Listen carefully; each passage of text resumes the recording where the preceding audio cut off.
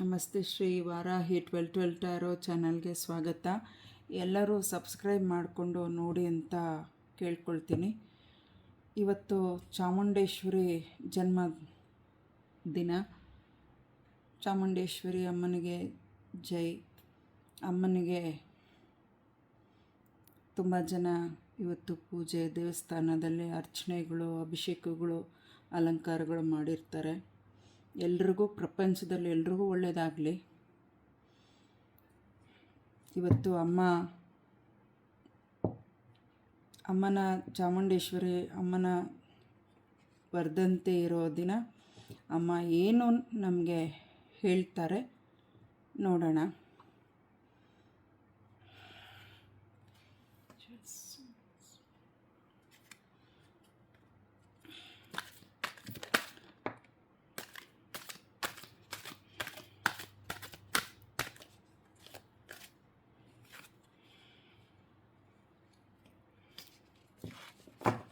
ನಾನು ನಿನ್ನೆ ಒಂದು ವಿಡಿಯೋ ಮಾಡಿದೆ, ತುಂಬ ಸ್ಟಕ್ ಆಯಿತು, ಮಾಡೋಕ್ಕೆ ಆಗಲಿಲ್ಲ. ಚೆನ್ನಾಗಿ ಬಂದಿತ್ತು ರೀಡಿಂಗ್ ಅಂತೂ, ಖುಷಿನೂ ಆಗೋಯ್ತು.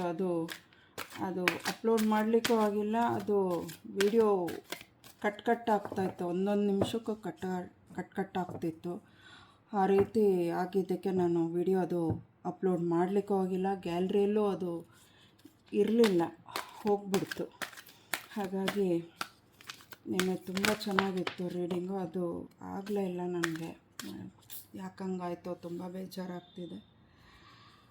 ಓಕೆ, ಇರಲಿ. ಇವತ್ತು ಮಾಡೋಣ ಅಂತ ಕೂತಿದ್ದೀನಿ. ತಾಯಿ ಜಗನ್ಮಾತೆ ಏನು ಹೇಳ್ತಾರೆ ನೋಡೋಣ. ಕಾರ್ಡ್ ಇಟ್ಟಿದ್ದೀನಿ.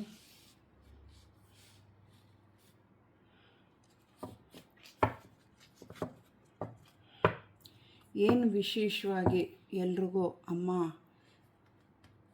ಇವತ್ತು ತಿಳಿಸ್ತಾರೆ ನೋಡೋಣ. ಏನೇನು ಅನುಕೂಲಗಳನ್ನ ತಿಳಿಸ್ತಾರೆ, ಯಾವ್ಯಾವ ರೀತಿ ನಾವು ಇರಬೇಕು, ಯಾವ ರೀತಿ ನೋಡ್ಕೋಬೇಕು, ಆಗಿರೋದನ್ನು ಬಿಟ್ಟು ಮುಂದೆ ಆಗೋ ಕೆಲಸಗಳನ್ನ ನಡೆಸ್ಕೊಂಡು ಹೋಗು ಅಂತ ಹೇಳ್ತಾರ, ಇಲ್ಲ ಆಗಿರೋ ಕಡೆನೇ ಗಮನ ಇಟ್ಕೊಂಡು ಕೂತ್ಕೊಂಡು ಕೊರ್ಕೊಂಡಿರ್ತೀಯ ಅಂತ ಅಮ್ಮ ಬುದ್ಧಿವಾದ ನಮಗೆ ಹೇಳ್ತಾರ. ಆಗಿರೋದನ್ನು ಬಿಟ್ಟು ಮುಂದೆ ಹೋಗೋದೇ ಸರಿ ಅಂತ ಯೋಚನೆ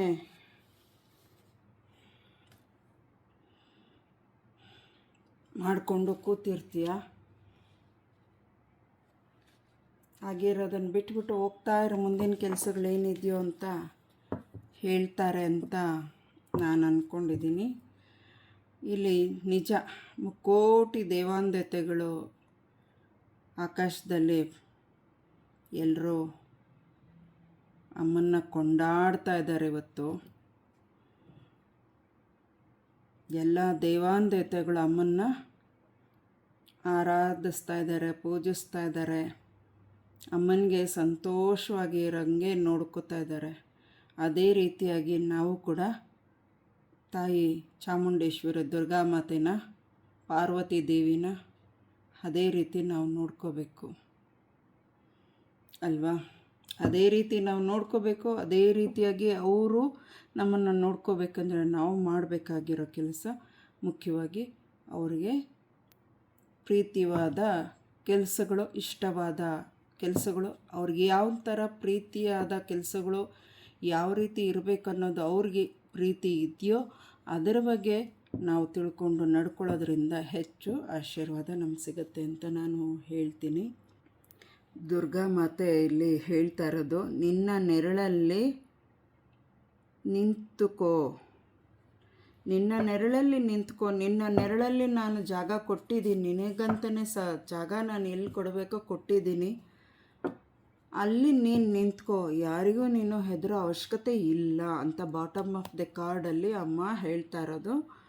ಮತ್ತು ಅವರು ಹೇಳ್ತಾ ಇರೋದು, ನಿನ್ನ ಪ್ರಯತ್ನಗಳಲ್ಲಿ ನಿನ್ನ ಯಾವುದೇ ಪರಿಸ್ಥಿತಿ, ಯುದ್ಧ ಆದರೂ ಸರಿ, ಮಾತಿನ ಯುದ್ಧ ಆದರೂ ಸರಿ, ಪರಿಸ್ಥಿತಿಯಾದ ಯುದ್ಧ ಆದರೂ ಸರಿ, ನಾಡಿನ ಯುದ್ಧ ಆದರೂ ಸರಿ, ಅಂದರೆ ದೇಶಕ್ಕೂ ಯುದ್ಧಗಳು ನಡೀತಾ ಇದೆಯಲ್ಲ, ಅದ್ರ ವಿಚಾರವಾಗಾದರೂ ಸರಿ, ನ್ಯಾಯದ ಕಡೆ ನಾನು ನಿನ್ನ ಜೊತೆ ಪಕ್ಕದಲ್ಲೇ ನಿಲ್ತೀನಿ. ನಾನು ಹೆದರಬೇಡ, ಸಿಂಹ ಮೇಲೆ ಸವಾರಿ ಮಾಡಿ ಮೆರೆದಾಡುವ ಜಗನ್ಮಾತೆ ನಾನು.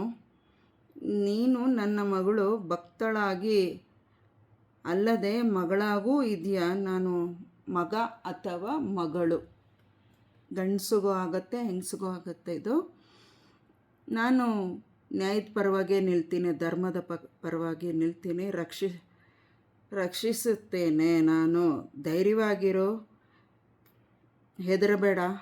ನಿನ್ನ ಹೆದರಿಸೋದಕ್ಕೆ ತುಂಬ ಜನ ಇರ್ತಾರೆ, ಅದರ ಕಡೆ ಗಮನ ಕೊಡಬೇಡ, ನಿನ್ನ ಕೆಲಸದ ಕಡೆ ಗಮನ ಕೊಡುವಂಥ ಮಾತೆ ಗುರಿ ಮುಟ್ಟೋದಕ್ಕೆ ಪ್ರಯತ್ನ ಮಾಡಕಂದ ಅಂತ ಹೇಳ್ತಾ ಇದ್ದಾರೆ.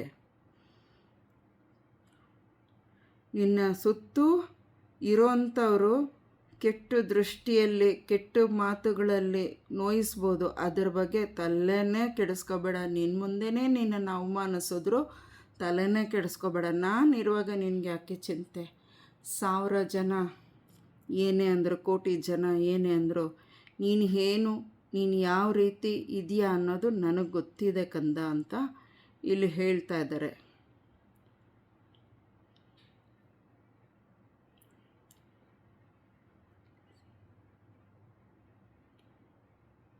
ಕೆಂಪು ವಸ್ತ್ರದಿಂದ ಅಮ್ಮನಿಗೆ ಪೂಜೆ ಮಾಡಿ, ಮತ್ತು ಅಮ್ಮನಿಗೆ ಕೆಂಪು ವಸ್ತ್ರನ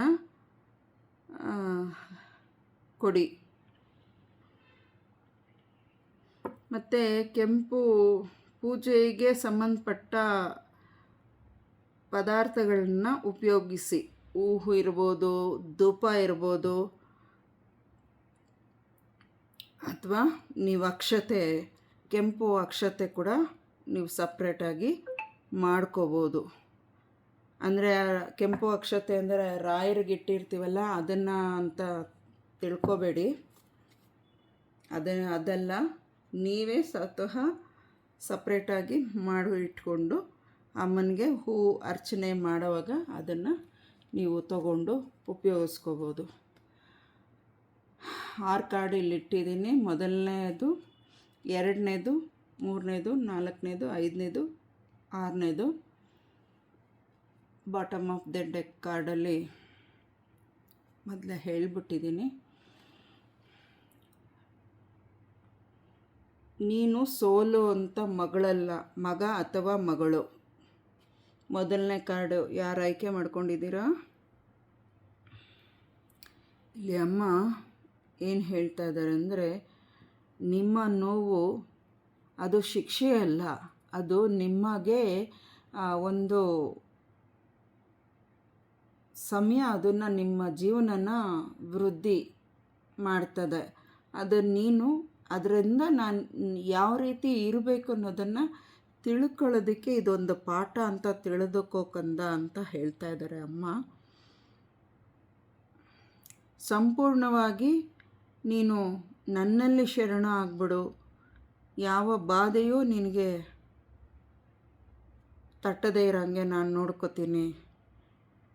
ನಿನಗೆ ಶಿಕ್ಷೆ ಅಲ್ಲ, ಅದು ಶುದ್ಧೀಕರಣ ಆಗ್ತಾಯಿದೆ ನಾನು ಅಂತ ತಿಳ್ಕೊ ಅಂತ ಅಮ್ಮ ಇಲ್ಲಿ ಹೇಳ್ತಾ ಇದ್ದಾರೆ. ಸಾಧಿಸುವ ಛಲ ಇರಬೇಕು. ಸದ್ದಿಲ್ಲದೆ ನೀನು ಮೌನವಾಗಿ ಪ್ರತಿಯೊಂದು ಗಮನಿಸು, ನಿನ್ನ ನಿತ್ಯ ಕರ್ತವ್ಯಗಳನ್ನ ಮಾಡ್ಕೊಂಡು ಹೋಗು ಅಂತ ಹೇಳ್ತಾ ಇದ್ದಾರೆ ಅಮ್ಮ ಇಲ್ಲಿ.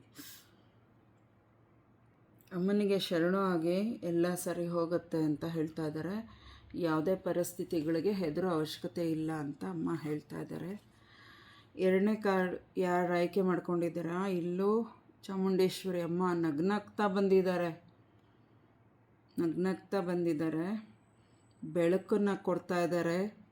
ಸ್ವೀಕರಿಸಿ ಸಂತೋಷವಾಗಿ ಕೂತು ಎಲ್ಲವನ್ನೂ ಸರಿಪಡಿಸ್ತೀನಿ ಕಂದ ಅಂತ ಇಲ್ಲಿ ಅಮ್ಮ ಹೇಳ್ತಾ ಇದ್ದಾರೆ.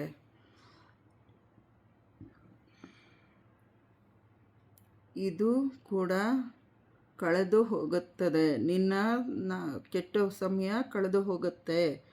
ಮತ್ತು ನೀನು ಧೈರ್ಯವಾಗಿ ಇರು. ಎಲ್ಲ ಕೆಟ್ಟದ್ದೆಲ್ಲ ನಶಿಸಿ ಹೋಗಿ ನಿನ್ನ ಪುನರ್ ಜೀವನ ಪ್ರಾರಂಭ ಆಯಿತು ಅಂತ ಅನ್ಕೋ, ಭರವಸೆ ಇಟ್ಕೋ. ಹೊಸ ಆರಂಭಗಳಿಗೆ ದುರ್ಗಾದೇವಿ ಆಶೀರ್ವಾದ ಮಾಡ್ತಾ ಇದ್ದಾರೆ, ಅದನ್ನು ಸ್ವೀಕರಿಸಿ ಅಂತ ಇಲ್ಲಿ ಅಮ್ಮ ಹೇಳ್ತಾ ಇದ್ದಾರೆ. ಕಷ್ಟ ಕಾಲದಲ್ಲಿ ದುರ್ಗಾ ಅಷ್ಟೋತ್ತರ ಶತನಾಮಾವಳಿ ಪಾರಾಯಣ ಮಾಡಿ. ಈಗ ನೀವು ಇದನ್ನು ಎಷ್ಟು ಪಾರಾಯಣ ಮಾಡ್ತೀರೋ ಅಷ್ಟು ನಿಮಗೆ ಒಳ್ಳೆಯದು ಅಂತ ಇಲ್ಲಿ ಅಮ್ಮ ಹೇಳ್ತಾ ಇದ್ದಾರೆ. ಅದರಿಂದ ನಿಮಗೆ ಇನ್ನಷ್ಟು ಒಳ್ಳೆಯದು ಆಗಲಿಕ್ಕೆ ಇದೆ, ಅದನ್ನು ಸ್ವೀಕರಿಸಿ. ಅಮ್ಮನಿಗೆ ಇಷ್ಟವಾದ ಹೂವು ಹಣ್ಣು ನೈವೇದ್ಯ ಮಾಡಿ, ಅದರಿಂದ ಅಮ್ಮನೂ ಖುಷಿ ಆಗ್ತಾರೆ. ಅನ್ನಪೂರ್ಣೇಶ್ವರಿ ಈಶ್ವರ ಬಂದಿದ್ದಾರೆ.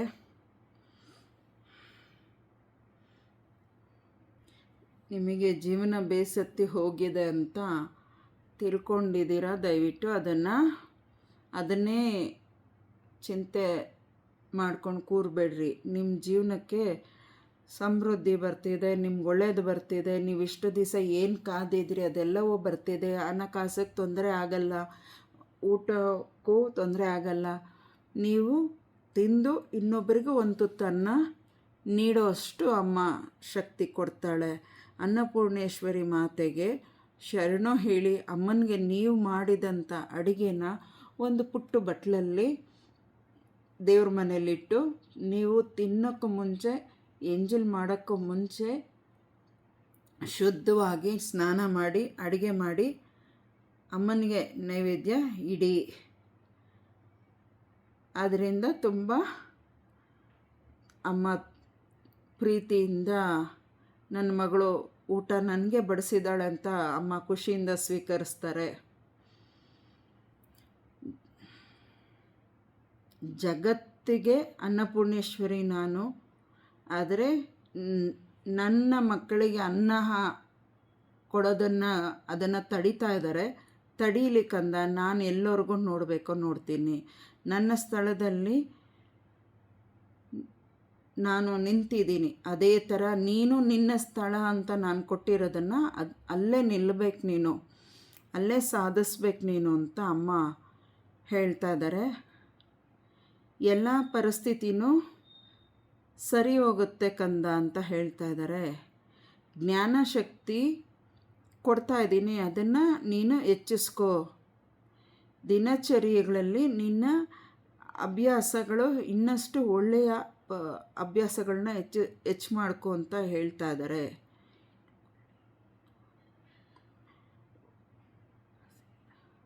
ವಾರಕ್ಕೊಂದು ಸತಿ ಆಯ್ತು ಯಾರಿಗಾದರೂ ನಿನ್ನ ಶಕ್ತಿಗೆ ಆಹಾರ ಕೊಡೋವಂಥ ಬುದ್ಧಿ ಬೆಳೆಸ್ಕೊ ಅಂತ ಅಮ್ಮ ಇಲ್ಲಿ ಹೇಳ್ತಾ ಇದ್ದಾರೆ. ಯಾರು 4ನೇದು ಆಯ್ಕೆ ಮಾಡ್ಕೊಂಡಿದ್ದೀರಾ? ಸುಬ್ರಹ್ಮಣ್ಯನ ಮಾತೆ ಪಾರ್ವತಿ. ಇಲ್ಲೂ ಸಿಂಹದ ಮೇಲೆ ನಡ್ಕೊಂಡು ಹೋಗ್ತಾ ಇದ್ದಾರೆ. ಕೆಳಗಡೆ ಎಲ್ಲ ಕತ್ಲೆ ಥರ, ಮೇಲೆ ಕತ್ಲೆ ಆವರಿಸ್ಕೊಂಡು ಬರ್ತಾ ಇದೆ. ನನಗೆ ಆಗಲೇ ಪೂಜೆಗೆ ನಾನು ಕೂತಾಗ ಅಮ್ಮನ ಕೈಗಳಿಗೆ ಕತ್ಲೆ ಆವರಿಸಿದೆ. ಅಂದರೆ ಅವರು ಇದು ಮಾಡ್ಕೋತಾರಲ್ಲ, ಯಾವ ರೀತಿ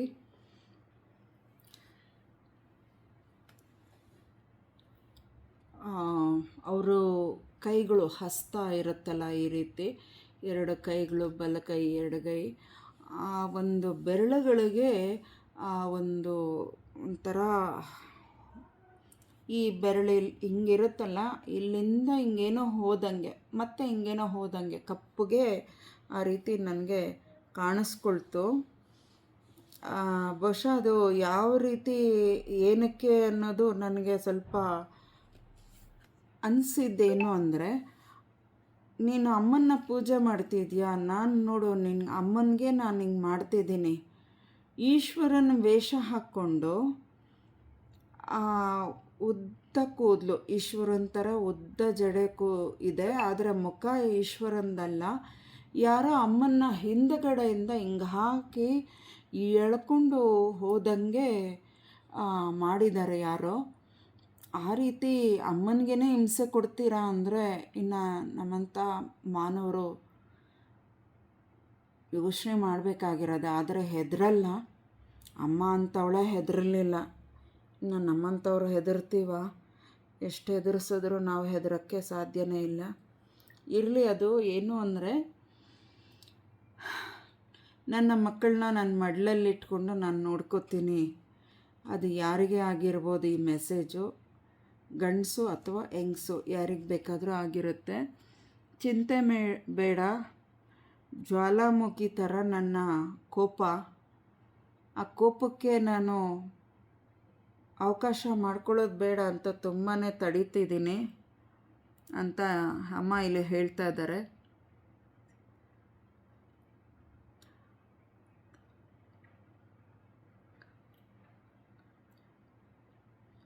ಜ್ವಾಲೆಯಿಂದ ನಾನು ಹುಟ್ಟಿ ಕೂಡ ಬರ್ತೀನಿ. ನಾನು ಏನೇಂದ್ರಲ್ಲಿ ನಾನು ಉದ್ಭವ ಆಗ್ತೀನಿ ಅನ್ನೋದು ಎಲ್ರಿಗೂ ಗೊತ್ತಿದೆ. ಆದರೆ ಅದರದ ಒಂದು ಶಕ್ತಿಗಳು ಗೊತ್ತಿದ್ರೂ ಮಾಯಾಜಾಲ ಮೆರೆಯೋದಕ್ಕೆ ನೋಡ್ತಾ ಐತೆ. ಅದಕ್ಕೆ ಎಷ್ಟು ದಿವಸ ಸಾಧ್ಯ ಮಾಯಾಜಾಲ ಮೆರೆಯೋದಕ್ಕೆ? ಅದಕ್ಕಂತ ಸಮಯ ಇರೋಷ್ಟು ಮಾತ್ರನೇ ಮೆರೆಯೋದಕ್ಕೆ ಸಾಧ್ಯ, ನಂತರ ಮೆರೆಯೋದಕ್ಕಾಗಲ್ಲ ಅಂತ ಹೇಳ್ತಾ ಇದ್ದಾರೆ. ಶುಕ್ರವಾರಗಳಂದು ಅಮ್ಮನಿಗೆ ನಿಂಬೆಹಣ್ಣಿನ ದೀಪ ಅಥವಾ ನಿಂಬೆಹಣ್ಣಿನ ಹಾರ ಮಾಡೋದ್ರಿಂದ ಅದು ನಿಮಗೆ ತುಂಬ ಒಳ್ಳೆಯದು ಅಂತ ಇಲ್ಲಿ ಅಮ್ಮ ಹೇಳ್ತಾ ಇದ್ದಾರೆ. ಅದರಿಂದ ತುಂಬ ಒಳ್ಳೆಯದು ಆಗುತ್ತೆ.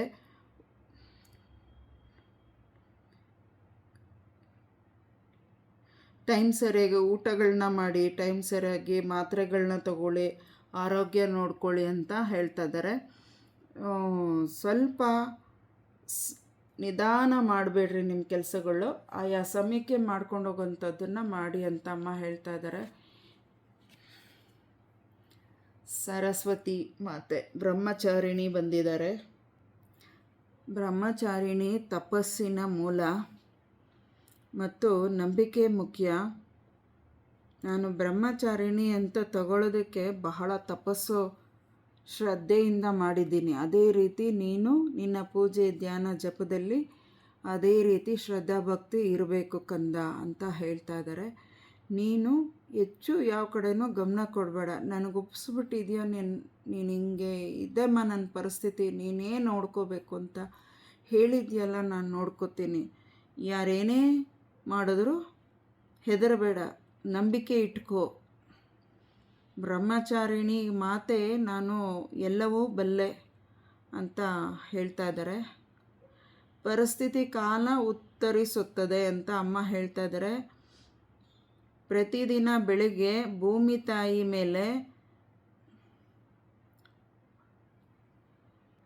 ಭೂಮಿಯ ಮೇಲೆ ಪ್ರತಿದಿನ ಬೆಳಿಗ್ಗೆ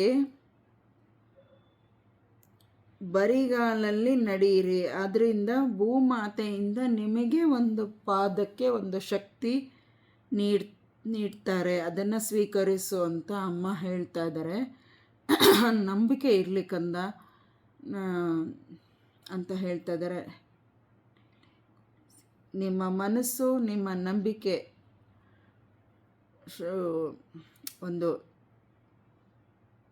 ಮನಸ್ಸಲ್ಲಿ ದೃಢವಾದ ನಂಬಿಕೆ ಇರಲಿ, ಭರವಸೆ ಇರಲಿ ಅಂತ ಹೇಳ್ತಾ ಇದ್ದಾರೆ. ನೀವು ಆದಷ್ಟು ಅಮ್ಮನ ಒಂದು ನಾಮಸ್ಮರಣೆ ಪಾರಾಯಣ ಮಾಡಿ, ಅದರಿಂದ ನಿಮ್ಗೆ ಒಳ್ಳೆಯದಾಗತ್ತೆ.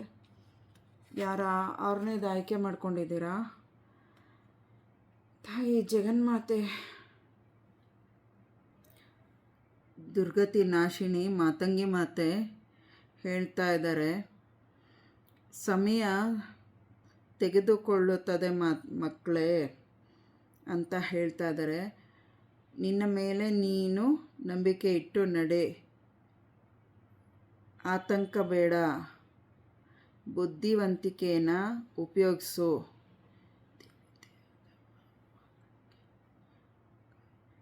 ನಿನಗಾಗಿರುವಂಥ ಮನಸ್ಸಿಗೆ ಆಗಲಿ ನಿನ್ನ ದೇಹಕ್ಕಾಗಲಿ ಆಗಿರುವಂಥ ಗಾಯಗಳು ನಾನು ವಾಸಿ ಮಾಡ್ತೀನಿ.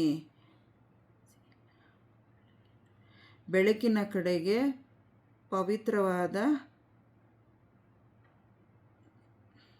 ಸ್ಥಳ ಕಡೆ ನಿನ್ನ ಕರ್ಕೊಂಡೋಗ್ತೀನಿ. ನಂಬಿಕೆ ಇರಲಿ. ನಿನಗಾಗಿರೋ ಗಾಯ ಮನಸ್ಸು ಏನೇ ಇರಲಿ ಅದೆಲ್ಲವೂ ಮಾಯ ಮಾಡ್ತೀನಿ, ನಾನು ಅದನ್ನು ಗುಣಪಡಿಸ್ತೀನಿ ಅಂತ ಹೇಳ್ತಾ ಇದ್ದಾರೆ.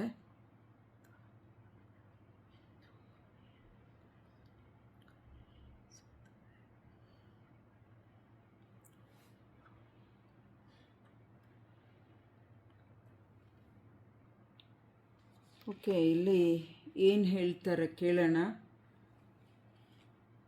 ಎಷ್ಟು ದಿವಸದಲ್ಲಿ ಏನೇನು ಆಗುತ್ತೆ ಅಂತ ಕೇಳೋಣ. ಅದಕ್ಕೂ ಮುಂಚೆ ಮತ್ತು ಇನ್ನೇನು ಬೆಳಕನ್ನು ಸೂಚಿಸ್ತಾರೆ, ಇನ್ನೇನು ನಮಗೆ ಅಂದ್ಕೊಂಡಿರೋ ಕೆಲಸಗಳಲ್ಲಿ ಏನು 1-2 ಕಾರ್ಡಲ್ಲಿ ಏನು ತಿಳಿಸ್ತಾರೆ ಕೇಳೋಣ. ತಾಯಿ ಪಾರ್ವತಿಯಾಗಿ, ಲಕ್ಷ್ಮೀ ದೇವಿಯಾಗಿ, ಕಾಳಿಕಾ ದುರ್ಗಾ ಪರಮೇಶ್ವರಿ ಚಾಮುಂಡೇಶ್ವರಿಯಾಗಿ, ಸರಸ್ವತಿಯಾಗಿ, ಜಗನ್ಮಾತೆಯಾಗಿ, ಭಾರತಾಂಬೆಯಾಗಿ ಏನು ಹೇಳ್ತಾರೆ?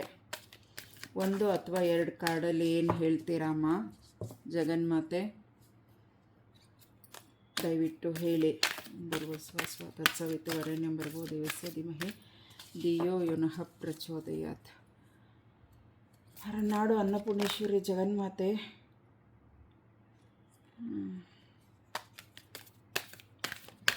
ಸರ್ವಮಂಗಳ ಮಾಂಗಲ್ಯೆ ಶಿವೆ ಸರ್ವಾರ್ಥ ಸಾಧಿಕೆ ಶರಣ್ಯೆ ತ್ರ್ಯಂಬಕೆ ಗೌರಿ ನಾರಾಯಣಿ ನಮೋಸ್ತುತೆ. 1 ಅಥವಾ 2 ಕಾರ್ಡ್ ಅಂದರೆ 3 ಕೊಟ್ಟಿದ್ದಾರೆ. ಅದರಲ್ಲಿ ಮೊದಲನೇದು ಲಕ್ಷ್ಮೀ ಮಾತೆ ಕಳಸ ಹಿಡ್ಕೊಂಡು ಬಂದಿದ್ದಾರೆ. ಕೈಯಲ್ಲಿ ಎಡಗೈಯಲ್ಲಿ ಅವ್ರದ್ದು ಒಂದು ತಾಳೆಗರಿ ಅಂತಾರಲ್ಲ ಆ ರೀತಿ ಇಟ್ಕೊಂಡಿದ್ದಾರೆ. ಅಂದರೆ ಅದರ ಅರ್ಥ ಕಾಗದ ಪತ್ರಗಳ ಮೇಲೆ ಗಮನವಿರಲಿ, ದುಡ್ಡ ಕಾಸಿನ ಮೇಲೆ ಗಮನವಿರಲಿ, ಬಂದಿದ್ದನ್ನು ವ್ಯರ್ಥ ಮಾಡಬೇಡ ಅಂತ ಹೇಳ್ತಾ ಇದ್ದಾರೆ. ಕೆಲವರು ಕೋರ್ಟು ಕಚೇರಿಯಲ್ಲಿ ಕೋರ್ಟ್ ಕೇಸ್ ವಿಚಾರಗಳಲ್ಲಿದ್ದರೆ, ಪೊಲೀಸ್ ಸ್ಟೇಷನ್ ಕತೆಗಳೇನಾದರೂ ಇತ್ತು ಅಂದರೆ ಅವೆಲ್ಲ ಸಮಸ್ಯೆ ಬಗೆಹರಿಸ್ತೀನಿ, ಸರಿ ಹೋಗುತ್ತೆ ಮುಂದಿನ ದಿನಗಳಲ್ಲಿ ಅಂತ ಅಮ್ಮ ಹೇಳ್ತಾ ಇದ್ದಾರೆ. ಮತ್ತು ನೀನು ಮನೆಯಲ್ಲಿ ಕಳಶ ಪ್ರತಿಷ್ಠಾಪನೆ ಮಾಡಿಕೊಂಡು ಪೂಜೆ ವ್ರತಗಳನ್ನ ಅಂತ ಮಾಡು, ಅದರಿಂದ ನಿನಗೆ ಒಳ್ಳೆಯದಾಗತ್ತೆ ಕಂದ, ಅತಿ ಶೀಘ್ರದಲ್ಲಿ ಒಳ್ಳೆಯ ದಿನಗಳು ಬರಲಿಕ್ಕೆ ಇದೆ ಅಂತ ಅಮ್ಮ ಇಲ್ಲಿ ಹೇಳ್ತಾ ಇದ್ದಾರೆ. 2ನೇ ಕಾರ್ಡ್ ಕೊಟ್ಟಿದ್ದಾರೆ, ದುರ್ಬಿನ್. ಒಂದು ಏನು ಹೇಳೋದು, ರಹಸ್ಯವಾಗಿ ಫಾಲೋ ಮಾಡ್ತಾ ಇದ್ದಾರೆ ನಮ್ಮನ್ನು, ಕದ್ದು ಮುಚ್ಚಿ ನೋಡ್ತಾ ಇದ್ದಾರೆ. ಗಿಡಗಳ ಮಧ್ಯದಲ್ಲಿದ್ದು ನೋಡಿಕೊಂಡು ಏನು ಅಂತ ತಿಳ್ಕೊಳ್ಳೋದಕ್ಕೆ ನೋಡ್ತಾ ಇದ್ದಾರೆ. ಇವ್ರ ವಿಷಯ ಏನು, ಇವ್ರ ಕತೆ ಏನು ಅಂತ. ಅಂದರೆ ಇಲ್ಲಿ ಏನು ಬಂದಿದೆ ಈ ವಿಚಾರ, ಇಲ್ಲೇನು ಬಂದಿದೆ ಅದನ್ನು ನಾನು ಹೇಳ್ತಾ ಇದ್ದೀನಿ. ಈ ಕನ್ನಡಿ, ಭೂತ ಕನ್ನಡಿಯಲ್ಲಿ ನೋಡ್ದಂಗೆ ಕದ್ದು ಮುಚ್ಚಿ ವಿಷಯನ ತಿಳ್ಕೊಳ್ಳೋದಕ್ಕೆ ನೋಡ್ತಾ ಇದ್ದಾರೆ. ಅರ್ಥ ಆಯ್ತಾ? ಇಲ್ಲಿ ನಾನು ಹೇಳ್ತಾ ಇರೋದಲ್ಲ, ಇಲ್ಲೇನು ಬಂದಿದೆ, ಎನರ್ಜಿ ಏನು ಕೊಡ್ತಾ ಇದ್ದಾರೆ ಅದನ್ನು ಹೇಳ್ತಾ ಇದ್ದೀನಿ. ನಾನು ಏನು ಮಾಡ್ತಿದ್ದೀನಿ ಅಂದರೆ, ನಾನು ಅಂದರೆ ಯಾರು ಬೇಕಾದರೂ ಆಗಿರ್ಬೋದು. ಈ ಈ ಮೆಸೇಜಿಗೆ ಸಂಬಂಧಪಟ್ಟವ್ರಿಗೆ ಆಗುತ್ತೆ ಇದು. ಇವರು ಏನು ಮಾಡ್ತಿದ್ದಾರೆ ನಾನು ಕಂಡುಹಿಡಿಬೇಕು, ನಾನು ನೋಡಬೇಕು. ಪ್ರತಿ ನಿಮಿಷ ಪ್ರತಿ ಕ್ಷಣ ಹಗಲು ರಾತ್ರಿ ನಾನು ವಾಚ್ ಮಾಡ್ತೀನಿ ಇವ್ರನ್ನ. ಅವರು ವಾಚ್ ಮಾಡೋರು ಕೂಡ ಗಂಡಸೋ ಹೆಂಗಸೋ ಆಗಿರ್ಬೋದು, ಅಥವಾ ವಾಚ್ ಮಾಡೋದಕ್ಕೆ ಅವ್ರನ್ನ ನೋಡೋರು, ಅವ್ರನ್ನ ಗಮನಿಸೋ ವ್ಯಕ್ತಿ ಕೂಡ ಗಂಡಸೋ ಅಥವಾ ಹೆಂಗಸೋ ಆಗಿರ್ತಾರೆ. ಸುಮಾರು ಇದು ಅಕ್ಕಪಕ್ಕದವರು ಆಗಿರ್ತಾರೆ ಈ ವಿಚಾರಕ್ಕೆ ಸಂಬಂಧಪಟ್ಟವರು. ಅದರಿಂದ ಸ್ವಲ್ಪ ನಿನಗೇನೋ ಸಮಸ್ಯೆ ಮಾಡೋಕ್ಕೆ ನೋಡ್ತಾರೆ, ಆದರೆ